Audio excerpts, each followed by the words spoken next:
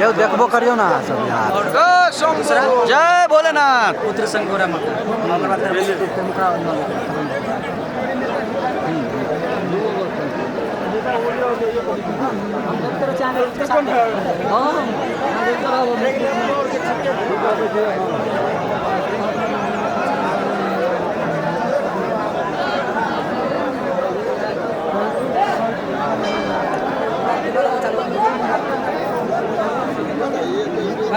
पीछे रहो ना।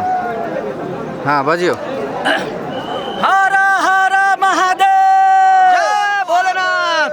हो वन में पहाड़ पर अजबे बना के घर, वन में पहाड़ पर अजबे बना के घर।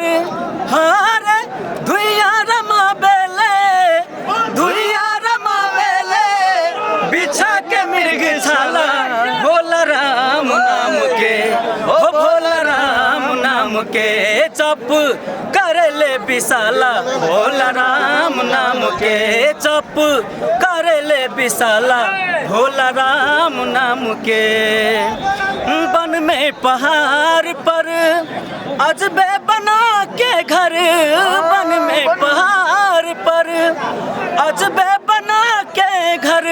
हर धुइया रमा बेले, धुइया रमा बेले बिछा के मृगशाला। भोला राम नाम के, ओ भोला राम नाम के जप कर ले विशाला। भोला राम नाम के जप कर ले विशाला। भोला राम नाम के उहाँ नहीं छाँव धूप, हो उहाँ नहीं छाँव धूप।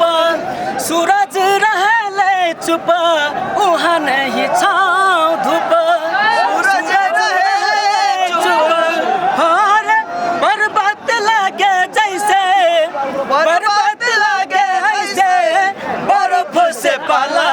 भोला राम नाम के, ओ भोला राम नाम के जप कर ले विशाला।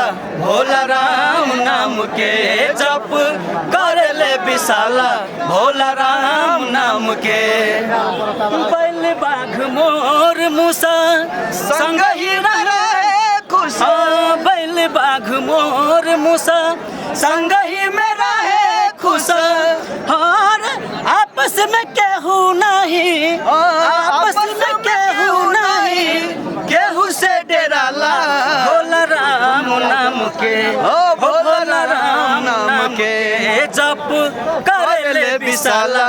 भोला राम नाम के जप कर ले विशाला। भोला राम नाम के पुत्र संग गौरा धीरे आओ ना यार। हाँ पुत्र संग गौरा माता बेल के तोरेली पता।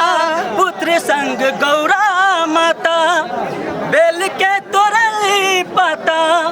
और गाजा बूढ़ा भाग वही जा, गाजा बूढ़ा भाग वही जा हरदम पिसाला। भोला राम नाम के, हो भोला राम नाम के जप कर ले विशाला। भोला राम नाम के जप कर ले विशाला।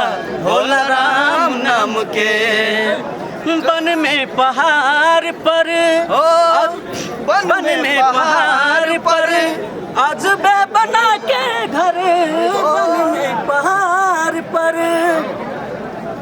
हर हर महादेव। जय शिव शंभो। भोलेनाथ। चलो दोसर गाँव।